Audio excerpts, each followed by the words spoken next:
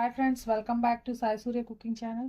ఈరోజు దొండకాయ ఫ్రై చేసుకుందామండి. నేను ఈరోజు కర్రీ అయితే ఇదే చేస్తున్నాను. సో దాని ప్రాసెస్లోకి అయితే వెళ్దామండి. ముందుగా దొండకాయలు అవి కట్ చేసుకుందాం కడుక్కున్నాక. స్టవ్ వెలిగించి ఒక కళాయి పెట్టుకుందాం. కళాయి పెట్టుకొని దొండకాయ ఫ్రైకి సరిపడా ఆయిల్ వేసుకుందాం అండి. అంటే నిలువుగా కట్ చేసి కూడా చేసుకుంటే బాగుంటుందండి. మసాలా వేసి కూడా నేను నార్మల్ ఫ్రై చేస్తున్నాను. నేను చక్రాల్లా కట్ చేసుకున్నాను. ఒక రెండున్నర అంటే 2 టేబుల్ స్పూన్ అంత ఆయిల్ వేసుకోండి. ఓకేనండి. ఆయిల్ హీట్ ఎక్కింది కదా, ఇప్పుడు మనం పోపులు వేసుకుందాం అండి. శనగపప్పు, మినపప్పు, ఆవాలు, జీలకర్ర.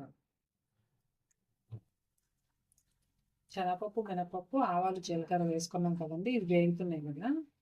ఇప్పుడు మనం ఎండుమిరపకాయలు, అలాగే కొద్దిగా పచ్చిమిర్చి. చెప్పాను కదండి, నేను ఈ ఫ్రైలో ఉల్లిపాయలు వేయడం లేదు. అంటే ఉల్లిపాయ మసాలా కారం పెట్టి వండుకుంటే చాలా బాగుంటుందండి దొండకాయ. సో ఇప్పుడు నేను అలా కాదు, ఫ్రై చేస్తున్నానండి. మా బాబు ఫ్రైయే చేయమన్నాడు. సో అందుకని నేను ఈరోజు అయితే ఫ్రై చేస్తాను. లేదంటే ఉల్లిపాయ కారంతో ఆ మసాలా కర్రీ చూపిద్దాం అనుకోండి. నెక్స్ట్ కొద్దిగా ఎండుమిరపకాయలు, పచ్చిమిరపకాయలు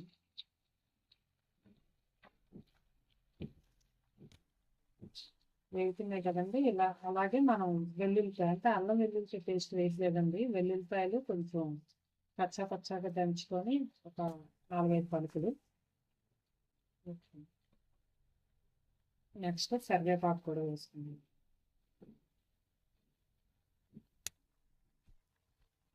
పోపాక కూడా కొంచెం వేగనిద్దామండి. బాగా ఫ్రై అయిన తర్వాత అప్పుడు మనం దొండకాయలు ఇక్కడ వేసుకుందాం. ఓకేనండి. పోపు అంతా కూడా బాగా వేగింది కదా, ఇప్పుడు మనం ముందుగా కట్ చేసి పెట్టుకుని ఆ దొండకాయ ముక్కలు వేసుకుందాం. చెప్పాను కదండి, నేను చక్రాల్లా కట్ చేసుకున్నాను. ఇలా అంటే నిలువుగా కట్ చేసుకున్న ఆ ఫ్రైలో కూడా పలుకులు అవి వేసి చేసుకుంటే బాగుంటుందండి.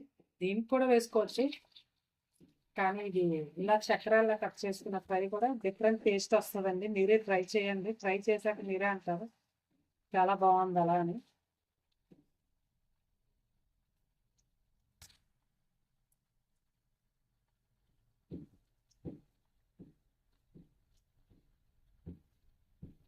ఇక్కడ ఒకటి రెండు అంటే దొండకాయలు అన్నీ బాగానే ఉన్నాయండి. ఒకటి రెడ్ కలర్ వచ్చేసినట్టుంది. కాయ చూడటానికి పైన బాగానే ఉంటుందండి. దొండకాయలు చాలా ఈజీగా పండ్లలాగా అయిపోతాయి రెడ్డగాన. ఓకేనండి. కొద్దిగా పసుపు వేసుకుందాం. పసుపు వేసి మనం కలుపుకొని మూత పెడదామండి, అప్పుడు వేగుతుంది. పసుపు వేసుకున్నాం కదండి, బాగా కలుపుకొని మనం ఒక 10-15 నిమిషాల వరకు మనం మూత పెట్టుకుందాం అండి. దొండకాయ ఫ్రై మీడియం ఫ్లేమ్లో పెట్టుకుంటే బాగా ఫ్రై అవుద్దండి. హై ఫ్లేమ్లో పెట్టుకుంటే మాడిపోద్ది, వేగదు ముక్క. సో మీడియం ఫ్లేమ్లో పెట్టుకొని మనం ఒక 10 నిమిషాల పాటు అలాగే ఉంచుకుందాం అండి. బాగా ఫ్రై అవుతుంది కదా, అప్పుడు మనం తర్వాత సాల్ట్ అవన్నీ కూడా వేసుకుందాం. కాసేపు మూత పెట్టుకుందాము. ఓకేనండి. 10 నిమిషాలు అయింది కదా, చూడండి.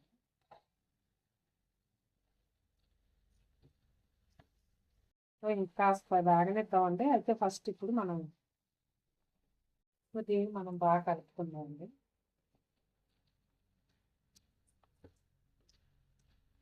దొండకాయ అంటే ఇంకా ఇంకా వేగాలండి. దొండకాయ అంటే ఈజీగా ఫ్రై అయిపోదండి. కొంచెం వెజిటబుల్స్లో టైం పడుతుంది ఇది ఫ్రై అవ్వడానికి. అదే బీరకాయ అయినా, మన వంకాయ, దొండకాయలు ఇలాంటివి అనుకోండి చాలా తొందరగా కుక్ అవుతాయి.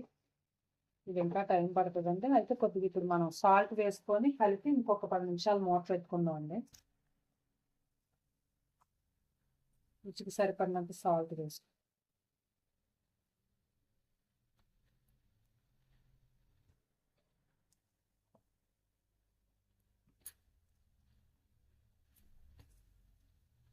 ఓకేనండి. బాగా కలిపి ఇంకొక 10 నిమిషాలు మళ్ళీ మూత పెడదామండి. అప్పుడు మనం ముక్కకి బాగా ఉప్పు కూడా పడుతుంది, మళ్ళీ ఫ్రై అవుతుంది కదా.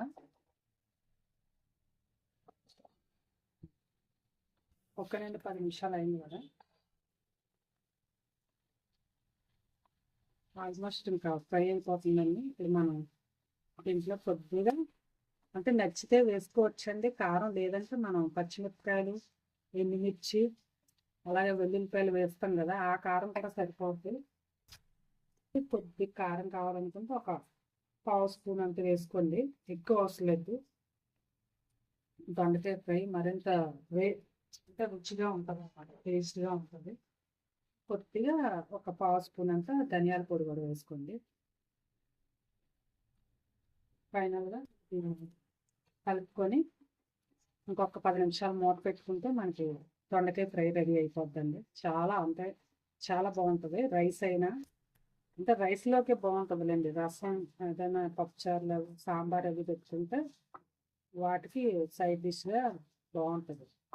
రోటీస్కి అది ఏం బాగోదండి, ఇది ఓన్లీ రైస్కే బాగుంటుంది. ఓకేనండి, మీకు ఇలా బాగా కలుపుకొని ఒక 10 నిమిషాలు మూత పెట్టుకుందాం. మనకి ఫ్రై రెడీ అయిపోద్దండి. కారం కూడా ముక్కకు కప్పాలి కదా. ఓకేనండి, ఫైనల్గా కొద్దిగా మనం ఎండు కొబ్బరి పొడి వేసుకుందాం అండి. పచ్చిదైనా సరే బాగుంటుంది. కొద్దిగా వేసుకుందాం.